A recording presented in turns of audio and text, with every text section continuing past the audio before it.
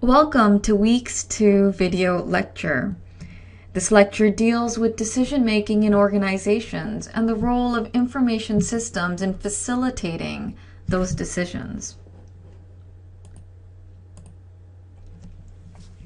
The topics that we'll cover today include decision-making, understanding the difference between transactional data and analytical information, understanding how to measure decision success, learning about the different types of information systems, specifically TPS, DSS, and EIS, and understanding the role of artificial intelligence. Through this video lecture and your readings, you should be able to explain the difference between data and information and between OLTP and OLAP. You should be able to understand how organizations use different kinds of information systems to make decisions. You should also be able to describe artificial intelligence and the 5 different types of intelligence systems used by organizations today, and you should know the difference between artificial intelligence and broader information systems. So let's start off with the real-life scenario. In 1928, Walt Disney made a huge decision. He had to choose between 2 names for his newest cartoon character, Mickey Mouse. Initially, he chose Mortimer Mouse. He liked the way that name sounded. However, his wife Lily suggested a name that seemed to click better. She suggested Mickey Mouse. Walt decided to stick with that, and the rest is history. We know how successful that cartoon character was. Perhaps it was because of his name, perhaps because it was just a cute little mouse. But regardless of what it was a decision. Walt Disney had to make a decision about the choice of name. Decisions have basically been around from the beginning of civilization. But nowadays, decisions are becoming increasingly more complex to handle. The human brain will always be king. You can never replace the human brain when it comes to making decisions. However, with recent advances in technology, specifically the development of information systems, organizations are now getting a little bit more of computerized help in making decisions. And the purpose of this course, and specifically today's video lecture, is to introduce you to some of these information systems.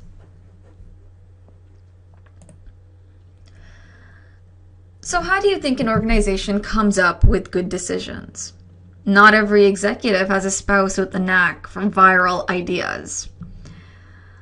There are different processes that an organization will employ, specific methods to come up with the best solution, the best decision. Businesses are like science, filled with the need for processes and methods to guide their functioning. One method for guiding decision-making is the Simon model developed by Herbert A. Simon. Herbert Simon contributed immensely to the field of decision-making and even pioneered the decision support system, which we'll look at later today. According to Simon's model, decision-making in an organization can be understood as a 3-stage process.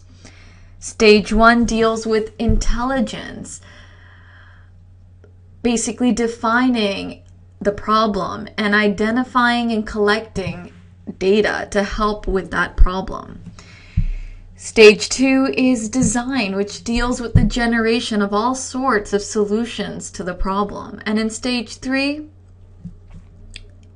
you basically choose the best solution. So decision making isn't just about randomly coming up with different ideas and picking whatever you feel clicks, but according to the Simon model, it is a 3-step process. Now, not all organizations will use this model of decision making, and others do exist, but this is just one model that I'm presenting to you in case if you were to work for an organization and you wanted to come up with some sort of method for decision making, this could be something that you could employ.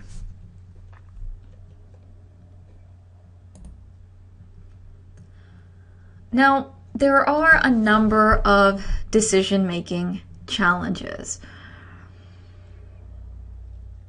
Basically, with the enormous amounts of information that are facing organizations today, we basically are seeing information overload.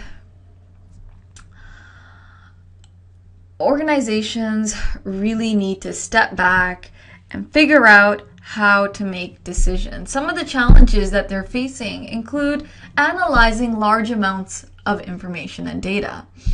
And in order to do that, organizations need to apply more and more sophisticated analysis techniques that they are being helped with through the use of information systems. And time is certainly of essence for organizations. They can't just sit around and come up with a decision in their spare time. They need to make decisions quickly. Information systems are helping organizations meet these challenges. Decision-making occurs at all levels in an organization. And typically, we can see an organization as divided into 3 levels: strategic, managerial, also known as tactical, or operational. At the strategic level, which is the highest level, an organization figures out overall direction and guidance. At the next level, the managerial level, an organization develops goals and strategies outlined by strategic management. And at the operational level, which is generally the lowest level, employees manage day-to-day operations. And certainly it is important to realize that decision-making occurs at each of these levels, and the way people make decisions at these levels affects the way the organization is run.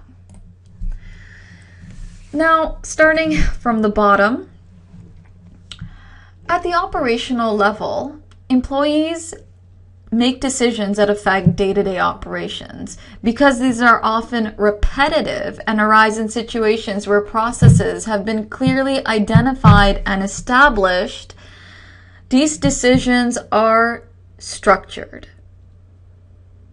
Basically, there's processes that have been established, so employees know exactly what to do. They don't have to necessarily spend considerable time problem solving to make decisions. Examples of these decisions include figuring out how many employees are sick, how many are on vacation, finding out next week's production requirements, or how many products are needed for today. Operational decisions generally deal with lower management, analysts, and staff, and has a focus on internal and functional areas. At the middle level, you have the managerial level. And over here, employees evaluate the organization's daily operations to make broader decisions that help identify, adapt to, and leverage change. These decisions are generally made by middle management, managers, and directors, with a focus on internal and cross-functional areas. The time frame for these are generally short-term, daily, monthly, or even yearly, because these decisions occur in situations where processes are not as established as at the operational level. These decisions are semi-structured. Examples include: what are the sales forecasts for next month? How do they compare to actual sales for last year? What was the difference between expected sales and actual sales for each month? And what was the impact of last month's marketing campaign on sales? Finally, at the top level, you have the strategic level, where basically employees develop overall strategies, goals, and objectives. Now, these employees are not typical. They are senior management and presidents, and they focus on external industry and cross-company issues. The time frame for these decisions is generally longer term, yearly or multi-year, because these decisions arise in situations where there are no procedures or rules to guide the decision-making process. These are unstructured decisions. Examples include what industry trends are worth analyzing, what new products and new market does the company need to create competitive advantages, and how will a recession over the next couple years impact business. Now that we've had a good look at decision making in organizations, I'd like you to think about something. What exactly does an organization need to make these decisions? What is the fuel that drives decision making? It's basically a steady flow of data and information. And there is a difference between these two terms. Simply put, transactional data are raw facts, numbers, figures that accompany a business process.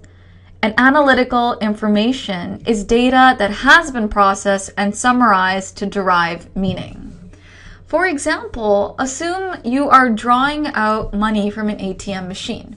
The time you drew out the money and the amount would be recorded as transactional data. Now, if data was collected over a yearly period for that specific ATM machine and all the customers using it, and if it was processed and analyzed for trends to show which months had the highest or lowest levels of activity, those trends would be analytical information.